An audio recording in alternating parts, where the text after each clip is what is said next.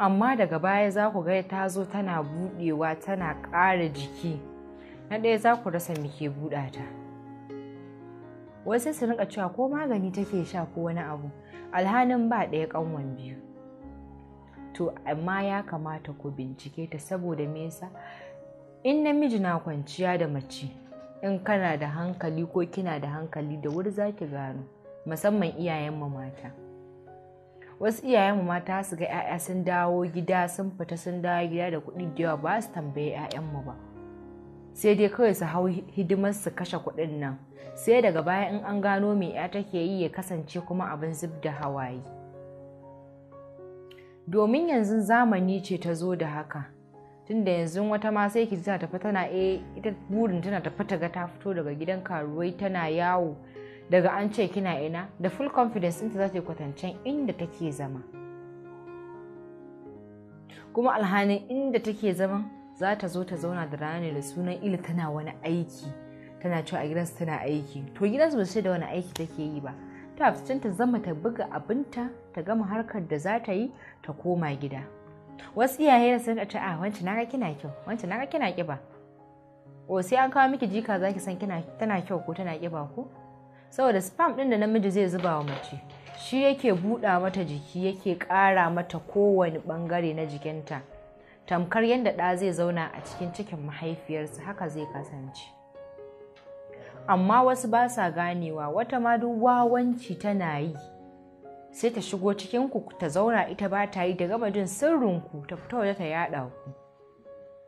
Ko kuma in tana yi tana da ciki ta rasa yadda za ta cire. Biki san yadda ake ki cire bane kike zuwa kike harka da wasu maza? Gashi ma abin da yanzu ya zama ruwan dare a ƙasan nan, ko in ce a faɗin duniyan nan, manya-manyan masu kuɗi su suke amfani da 'ya'yan mutane su ɗau kuɗi mai yawa su ba su. Suka san meye suka je suka yi da wa suka yi harka da wa suka yi mu'amala, wata cuta gare su ko ba su da shi. HIV aka sa maka, an gama da kai. Balantane yanzu abin ta zama ruwan dare ma, cutan sanyi da ake fama da shi mutum ya lalata wa mace gaba, ba dama ki samu. Wasu sun rinka cewa infection, wata zan ba ruwan infection.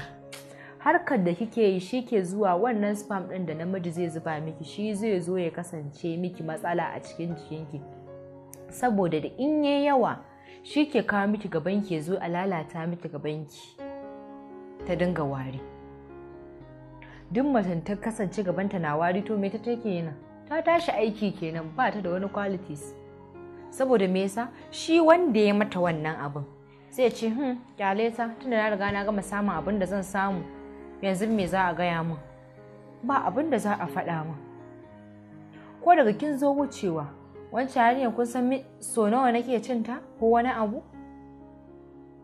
To ko ma za ki yin, saboda ai ba an ce ka yi ba ne, kuma ba ya zame dole ke ya mata sai kin yi ba.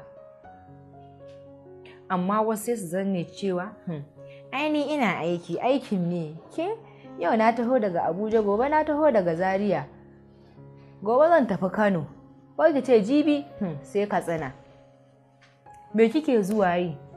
Ai ba za ki gane ba kawa, wallahi wani gara na samu nake jan kuɗin shi. Ki gama jan kuɗin shi ke ma ya ja ki. Kun yi wanwan kenan. Saboda mace yanzu za ku ga ta zona ta ci wanka ta shiga cikin hotel, ba ta da matsalan kowa, ta je ta iskancinta ta fito da zumbulelen hijabinta kamar mutumiyar arziki. To in ni uwa ce ina da 'ya da take da ƙawa tana wannan abun, shawara ɗaya zan bata,